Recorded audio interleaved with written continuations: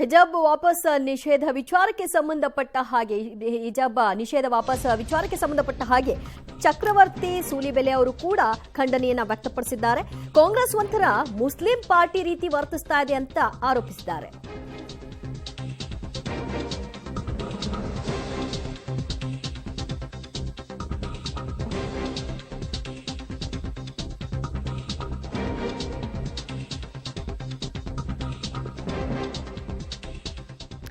ಹಿಜಾಬ್ ನಿಷೇಧ ವಾಪಸ್ಗೆ ಚಿಂತಕ ಸೂಲಿಬೆಲೆ ಖಂಡನೆಯನ್ನು ವ್ಯಕ್ತಪಡಿಸಿದ್ದಾರೆ. ಕಾಂಗ್ರೆಸ್ ಒಂಥರ ಮುಸ್ಲಿಂ ಪಾರ್ಟಿ ಆಗೋಗಿದೆ. ಮುಸ್ಲಿಂ ಮತಗಳನ್ನ ತಮ್ಮತ್ತ ಸೆಳೆಯೋ ಸಲುವಾಗಿ ಅವರು ಇಂತಹ ತಂತ್ರಗಳನ್ನ ಆಗಿಂದಾಗೆ ಎಣಿತಾ ಇರ್ತಾರೆ. ಮುಸ್ಲಿಂ ಸಮುದಾಯಕ್ಕೆ ಸಿಎಂ ಮಾಡ್ತಾ ಇರುವಂತಹ ಅನ್ಯಾಯ ಕೂಡ ಇದು. ಬೆಳಗಾವಿಯಲ್ಲಿ ಚಿಂತಕ ಚಕ್ರವರ್ತಿ ಸೂಲಿಬೆಲೆ ಅವರು ವಾಗ್ದಾಳಿಯನ್ನ ನಡೆಸಿದ್ದಾರೆ. ಮುಸ್ಲಿಂ ಸಮುದಾಯದ ಪರವಾಗಿ ಇದ್ದೀವಿ ಅಂತ ತೋರಿಸ್ಕೊಳ್ಳಿಕ್ಕೆ ಹೀಗೆಲ್ಲ ಮುಸ್ಲಿಂ ಪಾರ್ಟಿಯ ರೀತಿಯಲ್ಲೇ ಕಾಂಗ್ರೆಸ್ ವರ್ತಿಸ್ತಾ ಇದೆ ಅಂತ ಅವರು ಮಾತನಾಡಿದ್ದಾರೆ. ಸಿದ್ದರಾಮಯ್ಯನವರು ಅಧಿಕಾರಕ್ಕೆ ಬಂದಾಗಲಿಂದ ಇದಕ್ಕಿಂತಲೂ ಭಿನ್ನವಾದ ನಿರೀಕ್ಷೆ ನಮ್ಗಳದ್ದೇನೂ ಇರಲಿಲ್ಲ. ಕಾಂಗ್ರೆಸ್ ಒಂಥರ ಮುಸ್ಲಿಂ ಪಾರ್ಟಿಯಾಗಿ ನಿರ್ಮಾಣಗೊಂಡ್ಬಿಟ್ಟಿದೆ.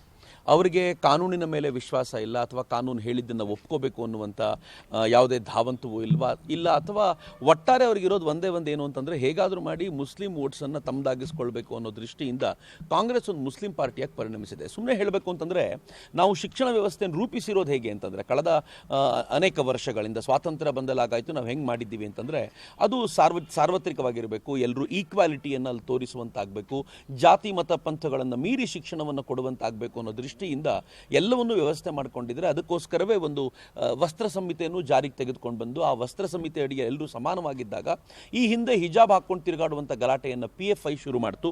ಆ PFI ಬೆಂಬಲಿಗರಾಗಿದ್ದಂಥ ಸಿದ್ದರಾಮಯ್ಯನವರು ತಮ್ಮ ಅವಧಿಯಲ್ಲಿ PFIನ ಕೇಸುಗಳನ್ನೆಲ್ಲ ತೆಗೆದಿದ್ದಂಥ ಸಿದ್ದರಾಮಯ್ಯನವರು ಈಗ ಅಧಿಕಾರಕ್ಕೆ ಬಂದೊಡನೆ ಯಾವುದನ್ನು PFIನವರು ಒಂದು ಗಲಾಟೆಯಾಗಿ ಶುರು ಮಾಡಿದ್ರು ಅದಕ್ಕೆ ಮತ್ತೆ ಬೆಂಬಲ ಕೊಟ್ಟಿದ್ದಾರೆ. ಇದು ಬಹಳ ದುರಂತಕಾರಿ ಸಂಗತಿ ಅಂತ ನನಗನ್ಸುತ್ತೆ.